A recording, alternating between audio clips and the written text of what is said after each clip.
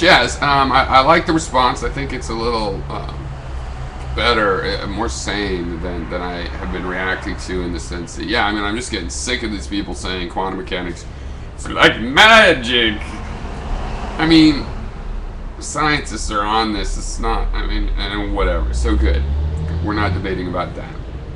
And I understand, people being a little bit sensitive about speculation. You can definitely speculate too much.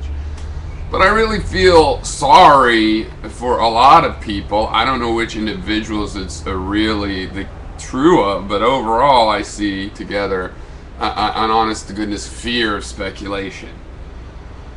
You know what? The danger of speculation is, if you don't know, it's speculation. You're speculating there's a God that exists, and then you go and kill a bunch of people. Well, that's not speculating. Then you're acting on some objective reality. But if you know you're speculating, what's the worst thing that happens from speculation? You write an adolescent poem or something? Now, Hammeroff, it's like people have hung on his personal views. He obviously has some spiritual views about this stuff. But his science, and I'll go through the Google talk, people just do, what facts? Well, things like paramecium learn because they, based on the evidently experiments, that they escape capillaries at faster and faster rates. Let's look that up. I'm going to look up that fact to double check him, because that's an interesting thing. Behavioral evidence of learning in paramecium, that's interesting. It may or may not be true. And that's what we can judge. The whole idea of just judging the speculation, I mean, it's like we don't know enough about consciousness to speculate. What? Mega irony, what? That's what speculation's for. Okay. So now the specific things like this Cambrian explosion. Okay, that's the kind of thing that bothered you. That I haven't read that paper yet. I'm going to read that. Sounds interesting. Whether or not it's true, I've noticed on his site he has lots of things, like maybe the DNA is a quantum computer. Yeah, he's obviously wants to speculate about the use of about quantum biology. He's inventing a field, quantum biology. Will the field not really exist? No, there's going to be probably quantum mechanics in use in biology. Just we don't know. But going on the fact that every science we've ever discovered plays a role in biology in the end. So I don't know about this one, but there's certainly no reason it shouldn't. And since it's all chemical, it's almost 100% certain that it will involve quantum mechanics, because that's the only physics we have that explains chemistry, really. So, yeah, in some sense, it definitely already plays a role. Just in energy transfer is always an issue of quantum mechanics. But if it plays a role like Hammeroff says, that that the microtubules are like quantum computers, or are actually quantum computers, who knows? But the whole idea of speculating about that's science, and then you go try to find evidence, and it doesn't really matter if you thought it was a good idea and that's why you pursued it, or if you just pursued it because you started finding out a trail that led you in that direction. I mean, the facts will speak for themselves.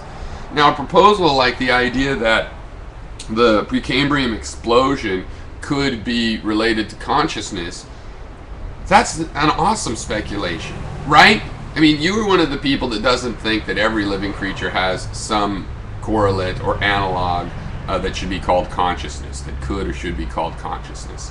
So if you're right, and you believe humans are conscious, then we would expect in evolution that consciousness emerged at some point. Like what Gary says, at some point you get a neurons, whether it's the very first neuron or who knows when, at some point consciousness, the system would be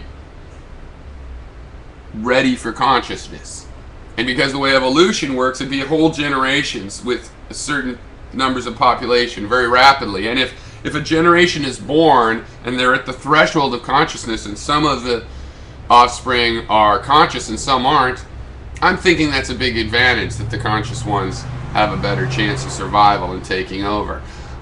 I think if you believe that consciousness emerges late in evolution, meaning not right away in some sense and just slowly, incrementally going along, but at some point it turns on, and that turns on at a high level,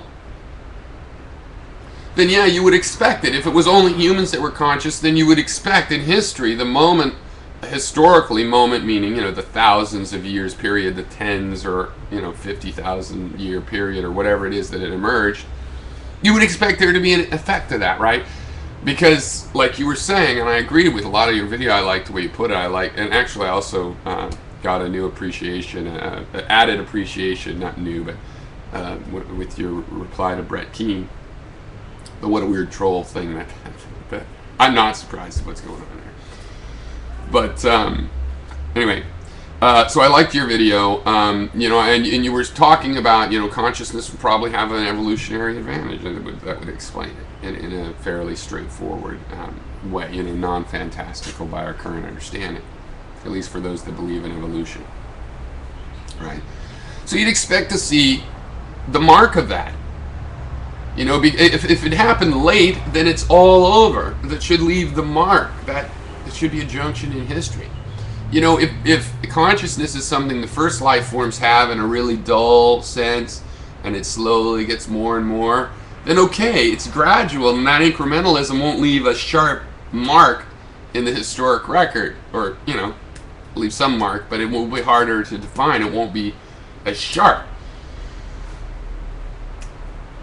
But if it came in the last 200 million years or something, or 500, in higher animals, then yeah, so you would expect to see an effect. It seems to me that you guys that are saying that we're religious by still talking about consciousness, you're the ones that are still holding consciousness on this pedestal of like, if I even talk about consciousness, I'm talking about magic and joy. And I'm not. I'm just talking about this phenomena of I think I'm moving my body around. I think I have experiences. I notice experiences. They seem like I'm involved doing and experiencing them all at once. I want to explain that experience. I don't think it's probably because it's God's voice. And, I don't think that. I just think it's some phenomena that we could say it's a microtubule. It's not that. It's glucose when it goes into a blah, blah, blah function. It's classical. It's quantum mechanics. Hey, we found a new kind of physics. Maybe it's that. It's just like, I'm taking it as serious as a play toy, and you're going, you're not taking it serious enough. You don't know the answer, so don't talk about it. And I'm like, it's not that sacred that I have to know the answer to talk and speculate about it. The final thing I'd like to say is, in science, it doesn't matter how speculative. People, you're totally wrong. It has nothing to do with speculation. It has to do with falsifiability, and you could go read Hammeroff's stuff. That's why he's, has a position as a scientist. He produces falsifiable things. Okay. And what you really compare is between two models, right? So who has another model of explaining consciousness? I mean, the closest seems to be, neurocomputational studies in computer science in certain parts of neurophysics, but mostly on this computer science side. Like Hammeroff talks about, the Singularity guys, which he totally disagrees with and thinks is nuts. With the idea that when a computer gets fast enough to do as many operations a second as a brain, it'll become conscious. No, if that computer boots Microsoft Windows, I don't care how fast it is, it's not going to be conscious. I don't think however fast it is, because going faster doesn't change. I write a program, the computer is also already going blindingly fast, and I have to picture how it morphs into that. I don't see a speed threshold such that suddenly the kind of program I write is going to do something I didn't write it to do. And there's no way to write something to have a subjective experience that anybody's ever conceived of, or even as a hint. So I consider these two models, the idea that there's computation going on in neurons, classical or otherwise, I buy. And the idea that quantum mechanics is a part of it, and that this is what we don't have in a regular computer. We don't have any libraries to call quantum mechanical functions quantum algorithms, and the body might. And I think this might just be a fundamental difference. And it's not just random. I mean, partially it says, you have to go to the unknown science to find the unknown facts, to say, well, we can't explain this. Where are we going to explain it? Well, maybe it's in something we're just trying to figure out. But it's more than that. It has to do that humans do non-computational simultaneous things. It might be explained with classical parallelism, but look like they need a different kind of component that you don't have in a Turing machine. Okay, the rigid sequentialism, deterministic sequentialism of a Turing machine does not match how physics works. So if you have a computer that embraces more of how physics works, some of the other physics, then I suspect you're going to be able to explain the brain better. Oh, get him.